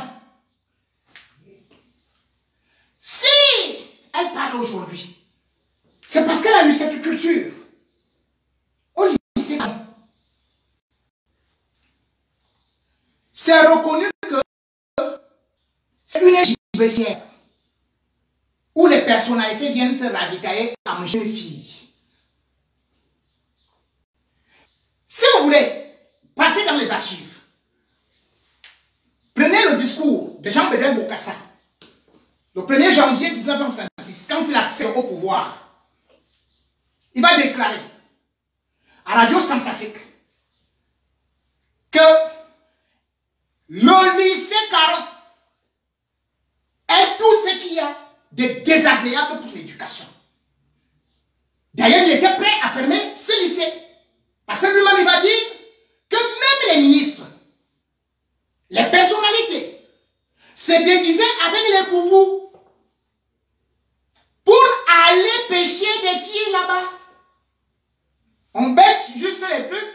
Et hop, les salles de classe, c'était du bésodrome. J'ai dit que c'est Jean-Bédel Bokassa qui va devenir empereur plus tard. C'est lui qui l'a déclaré. Le lycée Caron, le lycée Makayou. Voilà là où elle a étudié. Et d'ailleurs, jusqu'à présent, les élèves du lycée Caron sont moqués puisqu'ils ont été surnommés chats. Vous savez pourquoi? Parce que il y avait eu une scène où une élève du lycée Caron aurait été violée par un soldat. Et puis, on a mis une photo où on montrait aussi cette élève en train de téter un chat. Ça avait fait le tour des réseaux sociaux. Et parce que tous les autres élèves se moquaient des élèves de lycée Caron, eh bien, les filles avaient décidé de faire une grève. Elles avaient affronté la police, qui est venue avec les gaz lacrymogènes. On parlait même de mort, mais bon, après avoir vérifié, il y avait eu peut-être une 50aine de blessés. Elles bagarraient avec des policiers. Donc l'éducation de Caron là, c'est que si le policier est là, corps à corps, et d'ailleurs le jour où Modassam avait envoyé les policiers, les gendarmes, mais Calixte regarde, elle esquivait seule, elle lance les policiers, seule, les policiers ne bougeaient même pas, les gendarmes, elle fichait des jambes et tout. Formation Caron. Oui, voilà la formation. attendez. Oh, oh. Quand c'est fort, caillou. Je vous dis, pendant notre procès, moi-même j'irai avec un sac de cailloux. Et même la fronde. Parce que c'est qu'on va d'abord s'affronter devant la cour de justice. Allez. Donc vraiment, les Amazones, préparez-vous. Ce sera chaud. Passez la femme là. Aïe aïe aïe. Diplôme en caillouterie. Papa. Il faut être forte. On a caillou. Voilà la formation. Qu'elle ne vous dit pas. Elle ne mettra jamais ça dans son CV. Qu'elle sort du lycée Caron. Et ce qui est terrible, c'est que elle ne parvient même pas à aider cet établissement. Le 20 janvier 2020, il y a encore eu une grève forte au lycée Caron. Pourquoi? Parce que les filles ont dit qu'elles ne peuvent plus supporter d'être dans cet établissement qui n'a pas de clôture, dont la peinture est vieille et où il n'y a pas de latrines. Toutes les latrines sont bouchées. Et les filles du lycée Caron sont obligées d'aller dans les bosquets se soulager. Et du coup, le lycée Caron est devenu lycée Wessé. Ce jour-ci, je vous ai dit, le 20 janvier 2020. Ce que je vous dis, chacun d'entre vous peut vérifier. Et si elle peut démentir, elle dément. Je n'ai jamais été au lycée Caron, c'est bon. Ce n'est pas là-bas où j'ai fait le lycée. Après, je vous ai dit, c'était uniquement pour l'école ménagère. Les filles de l'école ménagère. C'est elles qui étaient destinées pour Caron. Et par la suite, d'autres devenaient des majorettes. C'est-à-dire que pendant le défilé, elles sont là, machin, et tout. Quand une personnalité arrive en République centrafricaine, c'est elles qui sont là. On tape. Voilà la formation. Il n'y a aucune formation littéraire. Mais ce qui est grave, c'est que vous ne pouvez donc pas avoir une élite qui revendique avoir eu tous les grands prix, qui revendique avoir telle richesse, les palais. Mais le lycée Caron est en train de faire appel à ses anciens élèves que venez nous aider. On ne peut même pas payer les gardiens, il n'y a qu'un seul gardien au lycée Caron. Il n'y a pas de clôture, comme je vous ai dit. Il n'y a pas de peinture, il n'y a pas de toilette. C'est la Croix-Rouge qui arrive pour essayer encore de nettoyer ou de faire que les deux latrines puissent au moins se marcher. On attend qu'Alix Beyal là-bas, elle ne parle pas. Mais c'est le moment, sois reconnaissante. C'est le seul endroit où vous avez eu votre diplôme. Vous n'avez pas un autre diplôme. Si oui, venez les présenter. Et en quelle année? Dans votre CV, c'est mentionné que vous étiez ici à l'université en France. Bon, je devrais vous dire. Oui, c'est vrai que vous êtes allé à Ville-Tanneuse. C'est vrai que vous étiez au 93. Le seul endroit que vous avez connu en France. Moi, quand je suis venu en France, j'étais d'abord au 15e arrondissement. Hein. Les riches sont au 16e arrondissement, au 8e arrondissement, par exemple. Tout ça, un peu le 15e. Bon, voilà. Vous, vous êtes au 9-3. Chacun d'entre nous, je ne veux pas insulter qui que ce soit. Chacun connaît et l'endroit où vous êtes. C'est votre mari qui a finalement eu à vous abandonner avec ce truc que vous appelez palais là. Mais, sur le cursus scolaire, vous êtes venu en France. À cette époque, il y avait le DEC. C'est où? Vous avez obtenu votre licence où? Vous avez obtenu votre doctorat où? Grande écrivaine qui critique Achille Mbembe. dont l'épouse peut être l'enseignante de l'enseignant de ton enseignant. Présente donc ça. Présentez donc ça. Je reste poli. Puisque vous êtes une sommité. Nous, on n'est rien. On est des petits journalistes. Ou bien tu es pigiste. Encore, faut-il être pigiste? Parce que pour être pigiste, il faut être journaliste. Hein? Et vous savez très bien qu'avoir une carte de presse en France, ça ne s'achète pas. Au moins, Makalou, il fallait dire ça au Camerounais. Que ça ne s'achète pas. Que je suis bel et bien titulaire d'une carte de presse. Et ce, depuis 2007. Je n'ai pas trimé avant de l'avoir.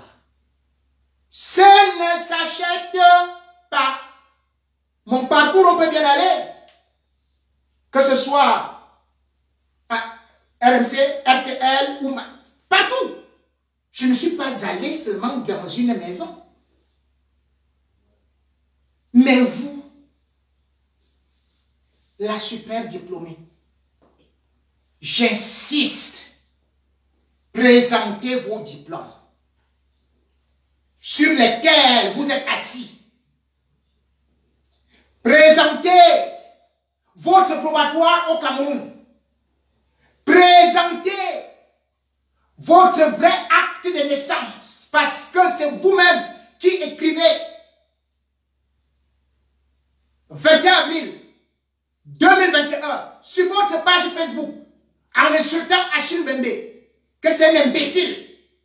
Vous dites qu'il vous dépasse avec 10 ans et qui dit que vous êtes arrivé en France et que vous ne connaissez rien de la technologie. Et vous savez ce que vous dites dedans? Vous précisez que vous êtes en France depuis 45 ans. Et bam! Bon sang! Il est temps que vous nous donniez de enfin votre vrai âge. Si vous êtes venu en France depuis 45 ans, sur votre biographie, c'est écrit que vous êtes quitté du Cameroun à l'âge de 17 ans.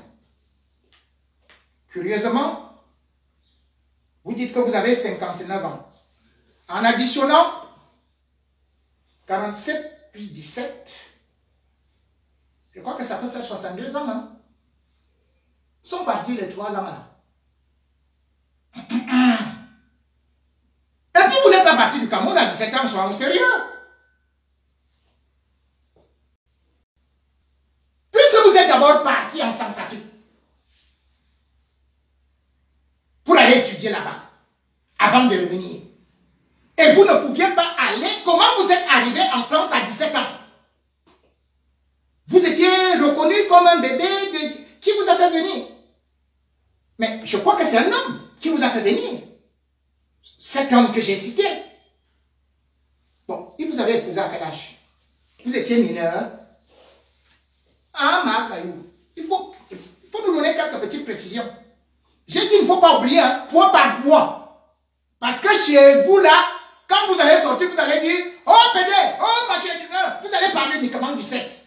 Je parle des sujets clés. Vous devez expliquer ça aux Camerounais. Quel est votre vrai âge? Si vous êtes là, c'est vous qui écrivez que vous êtes en France depuis 45 ans. Que vous êtes parti du Cameroun à 17 ans. Ça fait 62 ans et non 59 ans. C'est pas possible. J'ai dit que je ne prends même pas les années que vous avez passées en République centrafricaine. Expliquez-nous. Ça, c'est le faux usage de faux. À moins que vous allez dire aussi que votre poste, comme vos livres, sont faux. Et puis,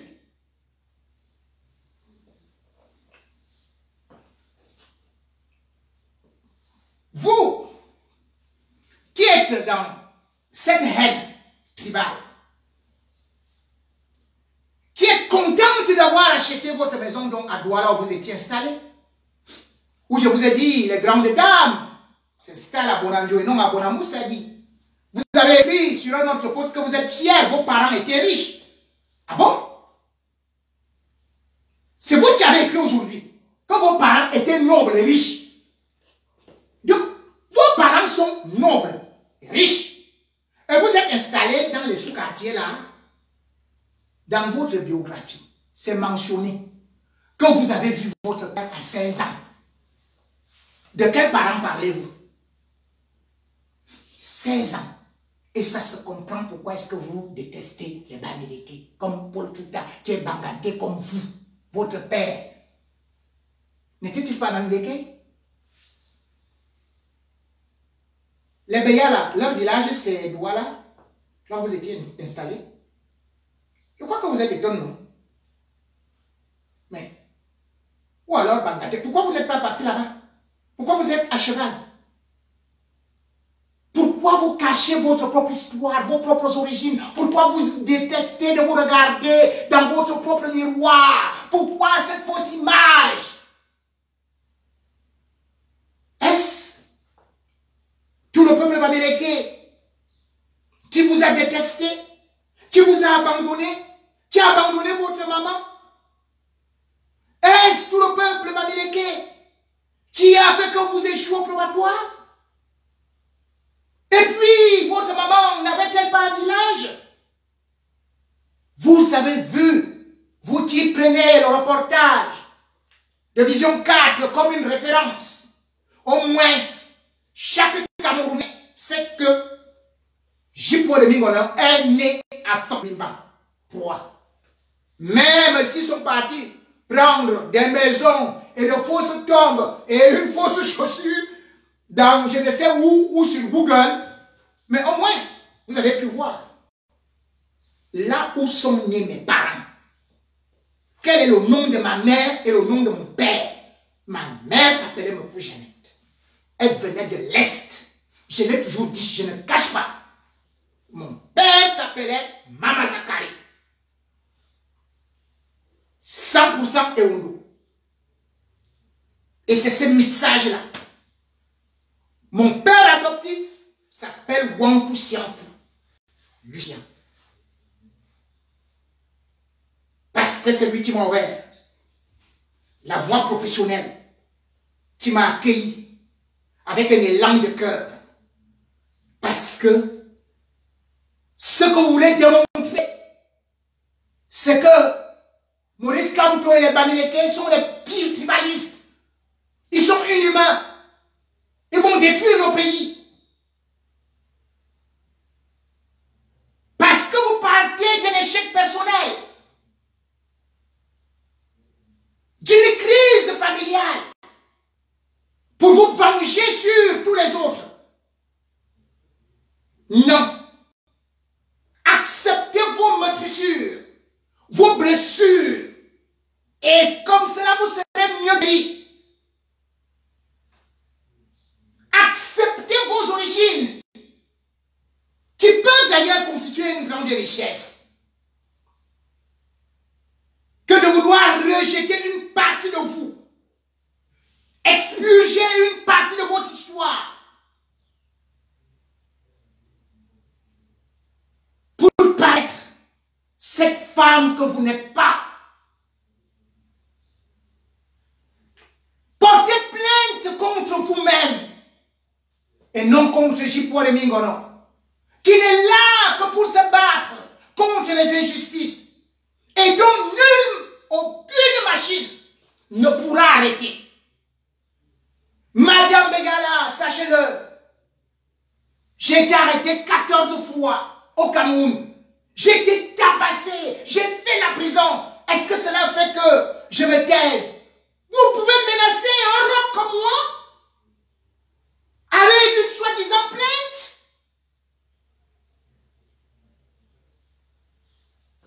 Ça va vers quoi? Quelle condamnation? Vous allez voir qu'on va me déchausser comme au Cameroun? Qu'on va me fesser? Lorsque je vais démontrer que vous trichez, que vous avez séquestré un journaliste, que vous jouissez de ce qu'on appelle les trafics d'influence, que vous êtes contre l'humanité, que vous êtes impliqué dans la guerre anglophone, que vous utilisez des réseaux franco-français pour être avec des dictateurs,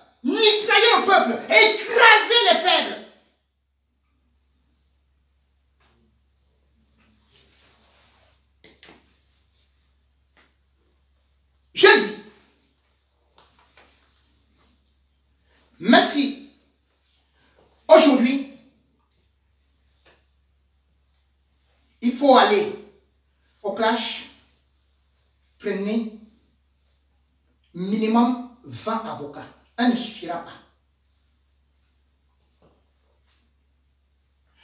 Vous avez dit, voilà quelqu'un qui me clash alors qu'il n'a aucun problème avec moi. Vous avez le problème avec Paul Chouta. C'est avec moi que vous avez le problème. Vous avez le problème avec des journalistes. C'est avec moi que vous avez le problème. Vous avez fait arrêter Ngoroga Nispa. Vous l'avez fait enfermer. On l'arrête à Douala. On vient avec elle à Yaoundé. Parce que vous saviez que là-bas, il y a Meka qui pouvait rapidement l'envoyer en prison. Heureusement, elle avait aussi d'autres relations un peu haut là-bas, un peu hautes là-bas, qui ont fait qu'elle soit libérée. Quel Cameroun voulez-vous faire? Construire avec des injustices. Une maman comme vous, après avoir vu cet enfant souffrir, 2 ans, 2 ans privé de liberté, 2 ans enfermé, comme à Guantanamo, 2 ans d'une carrière gâchée, 2 ans d'une vie brisée.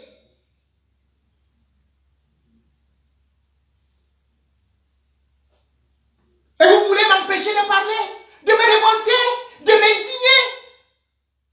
Parce que vous n'avez pas un geste d'humanité, de dignité, de probité morale. Moi, je ne dors pas. Quand je sais que pour avoir publié une vidéo de Calix Bayala, qui insulte tout le monde,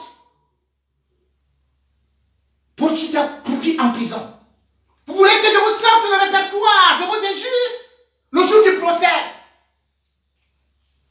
Le juge vous regardera, vous jettera ça. J'ai un CD de vos injures.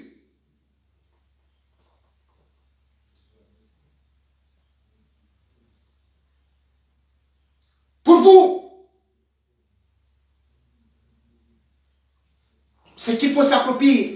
Vous avez fait un poste qu'on ne s'oppose pas au gouvernement ou à l'État.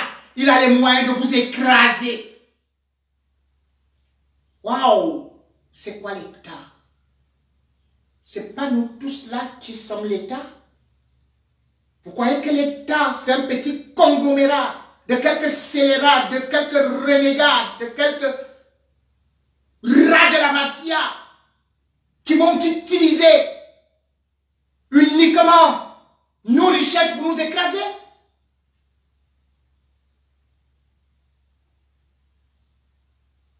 Je suis et resterai la voix des sans-voix. Je m'attaque, je fonce sur ceux qui sont puissants, qui ont des armes. Je n'ai pas peur. Faites toutes les sorties et recrutez toutes les femmes dépravées, tous les hommes armés et tous les justiciers et autres qui sont là pour m'insulter, raconter des histoires sans fondement. Mais moi, je vous ai dit, ça ne m'arrêtera pas. Je n'arrête que quand quelqu'un reconnaît son mal, son tort, et du coup, je sors d'un dossier. Mais si la personne veut démontrer qu'elle peut écraser la victime, m'écraser, je préfère mourir debout que de mourir comme un laquais un pantin, un coquin lardin.